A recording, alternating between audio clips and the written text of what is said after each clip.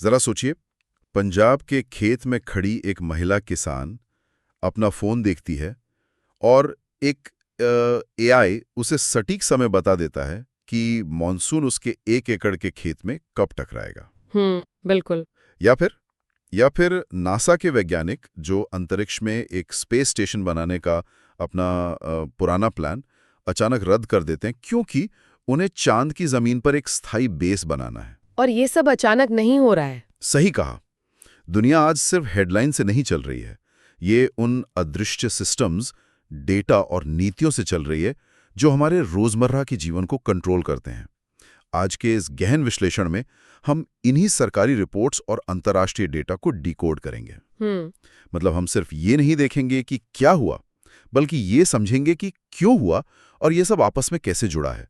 खासतौर पर जो लोग यूपीएससी, एसएससी या बैंकिंग परीक्षाओं की तैयारी कर रहे हैं, उनके लिए इन डॉट्स को कनेक्ट करना बहुत जरूरी है। देखिए, डॉट्स को कनेक्ट करने का मतलब ही यही है कि जब कोई किसी सरकारी समझौते या अंतर्राष्ट्रीय नीति को देखता है तो उसके पीछे के असली मैकेनिज्म को समझे। बिल्कुल। मैं हमेशा कहती हूँ कि हमें सूचनाओं को सिर्फ रटना नहीं चाहिए, हमें उनके असर का विश्लेषण करना चाहिए। आज की इस विस्तृत चर्चा में टेक्नोलॉजी, अर्थव्यवस्था, नेशनल सिक्योरिटी और सामाजिक नीतियों के बीच के वही गहरे संबंध हमारे फोकस में रहेंगे। तो चलिए सबसे पहले गवर्नेंस यानी शासन से शुरू करते हैं। जब हम डिजिटल इंडिया सुनते हैं तो दिमाग में अक्सर बड़े शहरों की तस्वीर आती है। हाँ, आमतौर पर ऐसा ही होता है। लेकिन असली गवर्नेंस तो तब है ना जब वो गांव के आखिरी व्यक्ति तक पहुंचे। हाल ही में इलेक्ट्रॉनिक्स और आईटी मंत्रालय और पीएफआरडीए के बीच एक बड़ा समझौता हुआ है। भाषणी वाला एग्रीमेंट। बिल्कुल। इन्होंने भाषणी फॉर सेवा संचालन के तहत डिजिटल सेवाओं को बहुभाषी बनाने के लिए एक एमओयू पर हस्ताक्षर किए हैं। अब पीएफआरडीए वो संस्था है जो देश में पेंशन को रेगुलेट करती है। सही बात है। मुझे ऐसा लगता है कि ये भाषणी पहल कोई आम सॉफ्टवेयर नहीं है। ये असल में एक डिजिटल ट्रांसलेटर की तरह काम कर रही है, जो उस भाषा की दीवार को हमेशा के लिए गिरा रही है जो सालों से एक आम नागरिक और सरकारी फाइल के बीच खड़ी थी। आपने बिल्कुल सही नब्ज पकड़ी है। मतलब भाषा की ये दीवार असल में एक्सेस या पहुंच की दीवार है। इसे ऐसे समझिए, तमिलनाडु के किसी सुदूर गांव में एक रिटायर्ड बुजुर्ग को अपनी पेंशन का स्टेटस जानना है। सही उदाहरण है। अब अगर पीएफआरडीए का पोर्टल या ऐप सिर्फ अंग्रेजी या शुद्ध हिंदी में है तो वो इंसान तो सिस्टम से बाहर ही हो गया ना। बिल्कुल, उसे किसी और की मदद लेनी पड़ेगी। हाँ, तो भाषणी एक एआई आधारित लैंग्वेज ट्रांसलेशन प्लेटफॉर्म है। ये रियल टाइम में सरकारी सेवाओं को स्थानीय भाषाओं में उपलब्ध कराता है। इसका मतलब है कि वो बुजुर्ग अब अपनी मातृभाषा में अपनी पेंशन ट्रैक कर सकता है। क्या बात है। गवर्नेंस अब नागरिक के पास उसकी अपनी भाषा में जा रही है। लेकिन एक सेकंड, सिर्फ भाषा समझ लेने से तो काम नहीं होता ना। मान लीजिए उस बुजुर्ग को समझ आ गया कि उसकी पेंशन या सब्सिडी कहाँ है, लेकिन अगर बीच में बिचौलिए बैठे हैं तो उस जानकारी का क्या फायदा। यहीं पर शायद उर्वरक विभाग का वो नया डेटा काम आता है जिसमें उन्होंने डायरेक्ट बेनिफिट ट्रांसफर यानी डीबीटी की सफलता का जिक्र किया है। और यही वो दूसरा डॉट है जिसे हमें कनेक्ट करना है। देखिए, डीबीटी कोई नया कॉन्सेप्ट नहीं है। हाँ, काफी समय से चल रहा है। बिल्कुल, लेकिन उर्वरक विभाग में इसका इस्तेमाल एक गेम चेंजर साबित हुआ है। पहले क्या होता था, सरकार कंपनियों को भारी सब्सिडी देती थी और सब्सिडाइज्ड खाद अक्सर ब्लैक मार्केट में चला जाता था और असली किसान को महंगी खाद खरीदनी पड़ती थी। ठीक कहा। अब मैकेनिज्म बदल गया है। किसान जब खाद खरीदने जाता है तो पीओएस मशीन पर अपना बायोमेट्रिक लगाता है। जैसे ही उसकी पहचान कंफर्म होती है, सब्सिडी का पैसा सीधा उसके या कंपनी के खाते में एक पारदर्शी तरीके से ट्रांसफर हो जाता है। लीकेज एकदम खत्म। और अगर इसके बावजूद किसान या उस पेंशनर का काम अटक जाए तो क्या? यहाँ आती है हमारी तीसरी खबर, सीपी ग्राम्स वाली। जी हाँ, वित्तीय सेवा विभाग लगातार वीडियो कॉन्फ्रेंसिंग के जरिए सीपी ग्राम्स की समीक्षा कर रहा है। सीपी ग्राम्स यानी सरकार का centralised public grievance redressal system. सीधे शब्दों में कहें तो आम जनता की शिकायतों का ऑनलाइन पोर्टल। यहाँ जो multi stakeholder video conference शब्द इस्तेमाल हुआ है ना, उसका मैकेनिज्म बहुत पावरफुल है। वो कैसे? इसका मतलब है कि जब विभाग के अधिकारी बैठते हैं तो स्क्रीन पर सिर्फ एक विभाग नहीं होता। अगर किसी का लोन या पेंशन फंसी है तो उसी स्क्रीन पर बैंक का मैनेजर, सरकारी विभाग का नोडल ऑफिसर और तकनीकी टीम मौजूद होती है। अरे वाह! फाइल को एक डेस्क से दूसरे डेस्क पर धक्के खाने के बजाय ऑन द स्पॉट फैसले किए जाते हैं। मतलब आप भाषणी से भाषा की रुकावट दूर करते हैं, डीबीटी से पैसे की लीकेज रोकते हैं और सीपी ग्राम से लाल फीताशाही को खत्म करते हैं। बिल्कुल। ये तो मिनिमम गवर्नमेंट मैक्सिमम गवर्नेंस का एकदम प्रैक्टिकल उदाहरण हो गया। और यही वो जगह है जहां गवर्नेंस जमीनी हकीकत से मिलती है। अब अगर हम जमीनी हकीकत की बात कर ही रहे हैं तो एक आंकड़ा है कि भारत की लगभग 80% ग्रामीण महिलाएं खेती और उससे जुड़े कामों में लगी हुई हैं। बाप रे, ये तो एक बहुत बड़ा आंकड़ा है। हाँ, और इसी से जुड़ी एक बहुत दिलचस्प खबर भी है। वो अन्नम.ai वाली खबर ना? बिल्कुल। आईआईटी रोपड़ के सपोर्ट से एक स्टार्टअप है अन्नम.ai। इन्होंने पंजाब में 100 एआई संचालित मौसम स्टेशन तैनात किए हैं। सुनने में ये बहुत हाईटेक लगता है, लेकिन मैं यहाँ थोड़ा प्रैक्टिकल होना चाहता हूँ।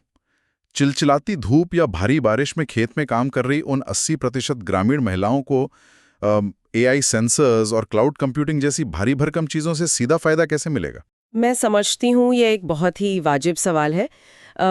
जब हम एआई मौसम स्टेशन कहते हैं तो ये सिर्फ तापमान नहीं बताता। अच्छा। ये हाइपर लोकल प्रिडिक्शन करता है। मान लीजिए किसी महिला का 2 एकड़ का खेत है। एआई डेटा एनालाइज करके उसे उसके फोन पर सटीक जानकारी देता है कि अगले 3 दिन बाद उसके गांव के उस हिस्से में भारी बारिश होने वाली है या कोई विशेष कीट फसल पर हमला करने वाला है। बिल्कुल। तो वो बारिश से पहले अपनी कटी हुई फसल को सुरक्षित जगह पर रख सकती है या समय रहते कीटनाशक डाल सकती है। और जो फसल का नुकसान बचता है तो किसान कर्ज के जाल में नहीं फंसता। सही बात है। क्योंकि कृषि में श्रम बल का एक बहुत बड़ा हिस्सा महिलाएं हैं, इसलिए इस आर्थिक सुरक्षा का सीधा असर उनकी वित्तीय स्वतंत्रता पर पड़ता है। हाँ, और जब ग्रामीण महिलाएं आर्थिक रूप से स्वतंत्र होती हैं और डिजिटल दुनिया में कदम रखती हैं तो उनके सामने नए खतरे भी आते हैं। बिल्कुल, साइबर फ्रॉड के खतरे। इसी को ध्यान में रखते हुए राष्ट्रीय महिला आयोग ने ट्रू कॉलर के साथ मिलकर महिलाओं के लिए एक राष्ट्रव्यापी डिजिटल सुरक्षा अभियान शुरू किया है। मुझे लगता है कि आज के समय में साइबर फ्रॉड और डिजिटल उत्पीड़न से बचना उतना ही जरूरी हो गया है जितना खेत में फसल बचाना। ये आज के दौर का कड़वा सच है। तकनीक 2 धारी तलवार है। एक तरफ एआई उन्हें खेती में सशक्त बना रहा है तो दूसरी तरफ इंटरनेट पर स्कैमर्स बैठे हैं। राष्ट्रीय महिला आयोग और ट्रू कॉलर का ये अभियान महिलाओं को ये सिखा रहा है कि साइबर स्टॉकिंग, फिशिंग लिंक या ऑनलाइन फ्रॉड को कैसे पहचानें और रिपोर्ट करें। और इन प्रयासों को एक वैश्विक पहचान भी मिल रही है। ब्रिक्स सम्मेलन की बात करें आप? हाँ, नई दिल्ली में 6ठा ब्रिक्स सीसीआई महिला सशक्तिकरण शिखर सम्मेलन आयोजित किया गया। जब ऐसे अंतर्राष्ट्रीय मंचों पर महिला उद्यमियों की बात होती है तो दुनिया को ये संदेश जाता है कि भारत की महिलाएं अब सिर्फ खेतों में मजदूरी नहीं कर रही हैं। बिल्कुल, वे तकनीक का इस्तेमाल करके बिजनेस लीडर्स बन रही हैं। और कोई भी अर्थव्यवस्था तभी महाशक्ति बन सकती है जब उसका बुनियादी ढांचा यानी इंफ्रास्ट्रक्चर उस तेज विकास को संभाल सके। ये एक परफेक्ट ट्रांजिशन है। अगर हमें तेजी से आगे बढ़ना है तो हमें सड़कें, एयरपोर्ट और सुरक्षा चाहिए ही चाहिए। बिल्कुल। प्रधानमंत्री नरेंद्र मोदी ने नोएडा इंटरनेशनल एयरपोर्ट के पहले चरण का उद्घाटन कर दिया है। ये भारत के एविएशन और सिविल लॉजिस्टिक्स के लिए एक बहुत बड़ा कदम है। बहुत बड़ा प्रोजेक्ट है ये। लेकिन देखिए, लॉजिस्टिक्स सिर्फ आम नागरिकों के लिए नहीं होता। रक्षा मंत्रालय ने 858 करोड़ रुपए के कुछ नए अनुबंधों पर हस्ताक्षर किए हैं, जिनका उद्देश्य हमारे रक्षा लसद और रखरखाव क्षमताओं को बढ़ाना है। यहाँ लॉजिस्टिक्स शब्द को थोड़ा गहराई से समझना जरूरी है। समझाइए जरा। आम भाषा में जब हम रक्षा या डिफेंस की बात सुनते हैं तो हमें तोपें, लड़ाकू विमान और मिसाइलें याद आती हैं। हाँ, सीधे हथियारों का ध्यान आता है। लेकिन सैन्य रणनीति में एक पुरानी कहावत है कि शौकिया लोग रणनीति पर बात करते हैं जबकि प्रोफेशनल्स लॉजिस्टिक्स पर बात करते हैं। क्या बात है। ये 858 करोड़ रुपए का अनुबंध सिर्फ हथियार खरीदने के लिए नहीं है, ये सप्लाई चेन को मजबूत करने के लिए है। मतलब सियाचिन जैसे इलाके में -40 डिग्री तापमान में सैनिकों तक सही समय पर सही कपड़े, राशन और हथियारों के स्पेयर पार्ट्स पहुंचाना। ठीक वही। अगर आपके पास दुनिया का सबसे बेहतरीन टैंक है लेकिन युद्ध के समय उसका एक छोटा सा पुर्जा समय पर नहीं पहुंचा, तो वो टैंक लोहे का एक बेकार डब्बा है। बिल्कुल। रक्षा मंत्रालय का ये निवेश उसी सप्लाई और मेंटेनेंस चेन को ऑटोमेट और तेज करने के लिए है। और जो सैनिक इन सीमाओं पर हमारी रक्षा कर रहे हैं, सरकार उनके लाइफ लॉजिस्टिक्स का भी ध्यान रख रही है। गृह सुगम पोर्टल के जरिए। जी, राष्ट्रीय आवास बैंक ने सरकारी और रक्षा कर्मियों के लिए एक गृह सुगम पोर्टल लॉन्च किया है ताकि उन्हें होम लोन आसानी से मिल सके। मतलब जो इंसान बॉर्डर पे खड़ा है उसे कम से कम अपने घर के लोन के लिए बैंकों के चक्कर ना काटने पड़े। मैं मानती हूँ कि ये एक बहुत ही संवेदनशील और रणनीतिक कदम है। एक सैनिक का मनोबल तब सबसे ऊंचा होता है जब उसे पता हो कि उसका परिवार और उसका भविष्य सुरक्षित है। बिल्कुल सही कहा। अब जमीन और आसमान की बातें तो हो गई, लेकिन हमारी अगली खबर तो पृथ्वी की सीमाओं से ही बाहर जा रही है। नासा के आर्टेमिस मिशन में जो बदलाव हुआ है। हाँ, नासा ने अपनी आर्टेमिस रणनीति में एक बहुत बड़ा यू टर्न लिया है। पहले उनका प्लान था कि चांद की कक्षा में एक स्पेस स्टेशन बनाया जाए जिसे लूनर गेटवे स्टेशन कहा जा रहा था। लेकिन अब उन्होंने उसे रद्द कर दिया है। अब वे अपना पूरा फोकस और पैसा सीधे चांद की सतह पर एक लूनर सरफेस बेस बनाने पर लगा रहे हैं। ये एक बहुत बड़ा शिफ्ट है। अगर मैं इसे एक एनालॉजी से समझाऊं तो ऐसा लग रहा है कि नासा अंतरिक्ष के हाईवे पर एक टोल प्लाजा या वेटिंग रूम बनाने का विचार छोड़कर सीधा चांद की जमीन पर कब्जा करके अपना घर बसाने पर फोकस कर रहा है। आपकी एनालॉजी बहुत सटीक है।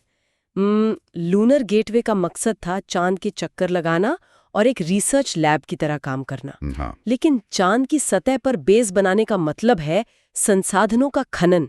दुनिया के देश अब चांद पर सिर्फ झंडा गाड़ने नहीं जाना चाहते। तो क्या चाहते हैं? वे वहां मौजूद लूनर आइस और रेयर अर्थ मिनरल्स पर कंट्रोल चाहते हैं। जो देश सबसे पहले सतह पर अपना स्थायी बेस बना लेगा, भविष्य के अंतरिक्ष कानून और मंगल ग्रह के मिशन वही तय करेगा। मतलब अंतरिक्ष अब सिर्फ विज्ञान का विषय नहीं रहा, ये जियोपॉलिटिक्स और अर्थव्यवस्था का नया मैदान बन गया है। बिल्कुल बन गया है। और जब अर्थव्यवस्था की बात आती है, चाहे चांद पर बेस बनाना हो या नोएडा में एयरपोर्ट, आपको एक बहुत ही मजबूत और रेगुलेटेड वित्तीय प्रणाली चाहिए।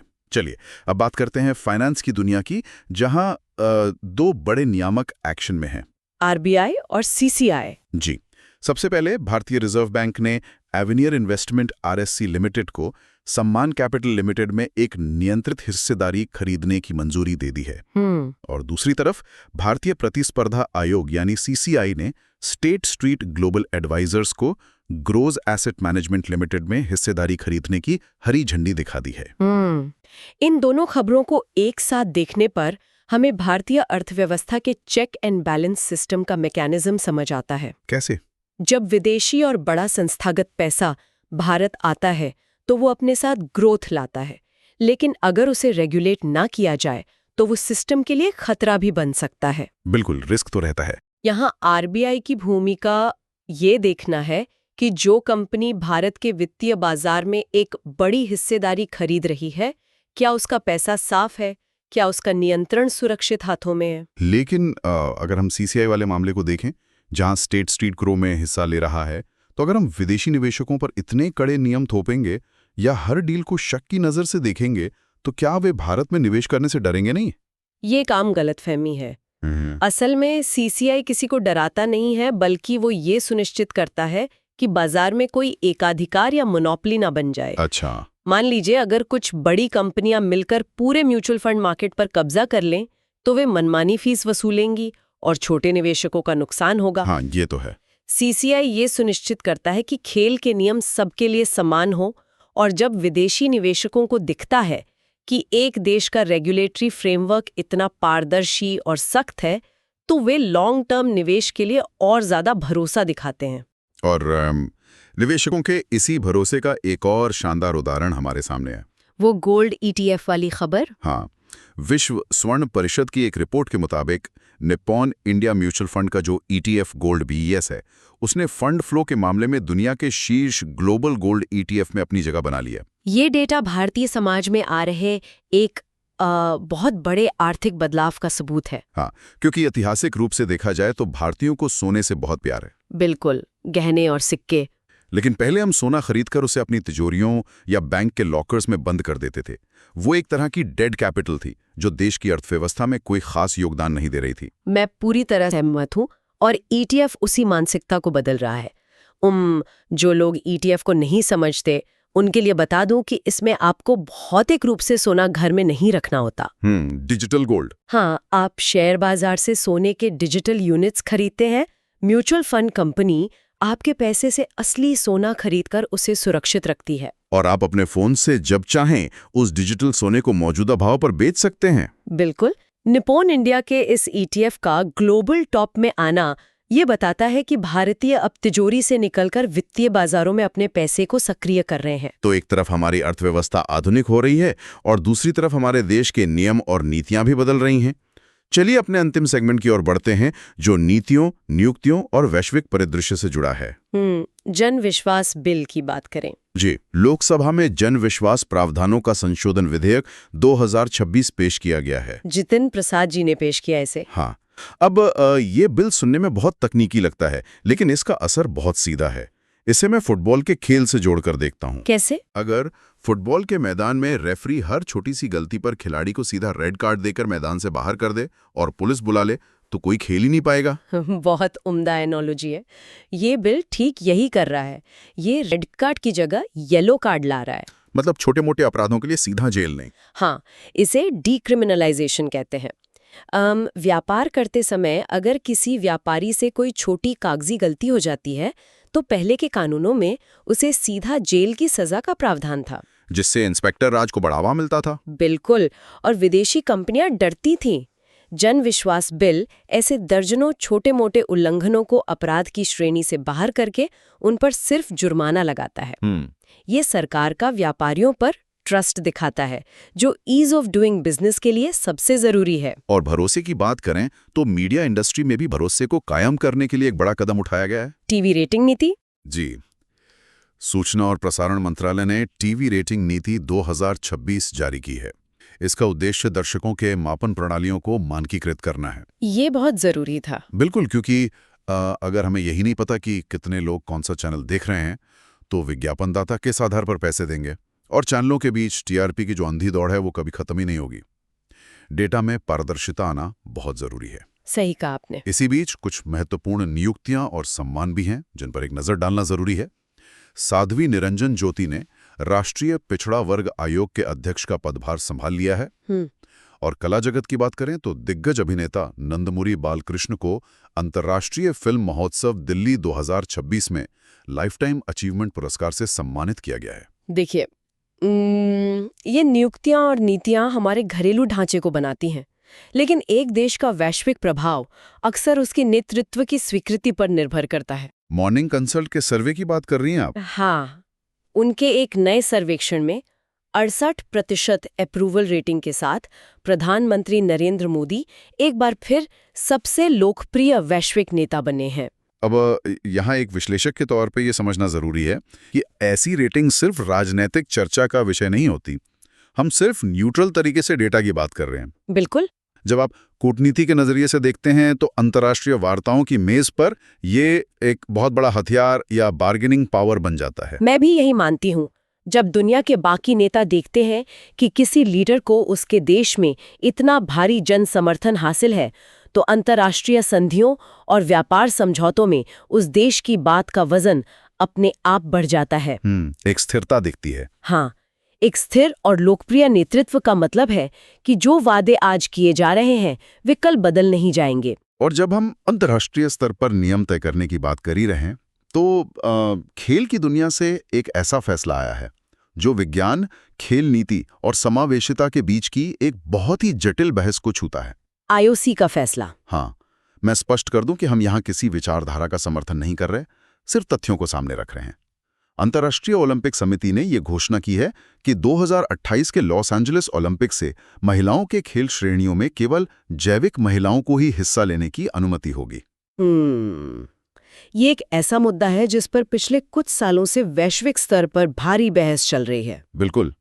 आईओसी के सामने चुनौती ये थी कि वे समावेशिता का सम्मान करें या खेल विज्ञान के उस तर्क को माने जो कहता है कि जैविक रूप से पुरुष प्यूबर्टी से गुजरने वाले एथलीट्स को महिलाओं की श्रेणी में एक अनुचित शारीरिक लाभ मिलता है। Unfair advantage. हाँ, इस नियम को लाकर आईओसी ने स्पष्ट कर दिया है कि एलीट स्पोर्ट्स में वे जैविक निष्पक्षता को प्राथमिक मान रहे हैं। ये आने वाले समय में राष्ट्रीय खेल संघों की नीतियों को भी आकार देगा। आज की हमारी इस विस्तृत चर्चा में हमने वाकई बहुत सारे डॉट्स कनेक्ट किए हैं। बिल्कुल किए। हमने शुरुआत की थी भाषिणी और डीबीटी के उस मैकेनिज्म से जो सरकार को सीधे एक आम नागरिक के फोन तक लाता है।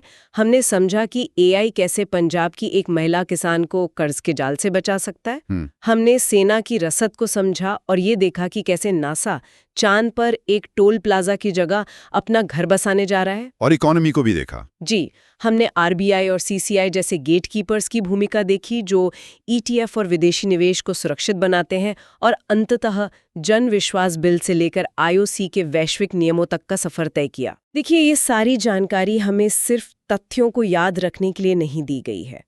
ये एक माइंडसेट है। जब कोई परीक्षा के मेंस पेपर में बैठता है या दुनिया को समझने की कोशिश करता है तो उसे यही विश्लेषणात्मक नजरिया अपनाना होता है। लेकिन इन सब के बीच एक विचार है जो मुझे गहराई से सोचने पर मजबूर कर रहा है। अच्छा, वो क्या? आज की पूरी चर्चा को देखिए। एआई मौसम की भविष्यवाणी कर रहा है। बिल्कुल। एल्गोरिथम टीवी रेटिंग तय कर रहे हैं। डिजिटल नीतियां शासन को चला रही हैं। एक ऐसे भविष्य में जहां लगभग हर बड़ा फैसला, चाहे वो कृषि का हो, न्याय का हो या अंतरिक्ष का, डेटा और तकनीक द्वारा संचालित हो रहा है, वहां आने वाले दशक में मानव अंतर्ज्ञान और हमारी पारंपरिक कूटनीति की क्या जगह रह जाएगी? ये तो वाकई सोचने वाली बात है। क्या अंततः तकनीक हमारी नीतियां बनाएगी या हमारी मानवीय नीतियां इस तेजी से बदलती तकनीक को नियंत्रित कर पाएंगी? ये एक बहुत ही गहरा सवाल है। शायद यही वो चुनौती है जिसका सामना हमारी आने वाली पीढ़ी के प्रशासकों और नीति निर्माताओं को करना है। बिल्कुल। आज के लिए हमारी तरफ से इतना ही। अध्ययन और भविष्य की तैयारी कर रहे सभी उम्मीदवारों और जिज्ञासु श्रोताओं को हमारी तरफ से शुभकामनाएं। तथ्यों के पीछे का क्यों और कैसे तलाशते रहिए।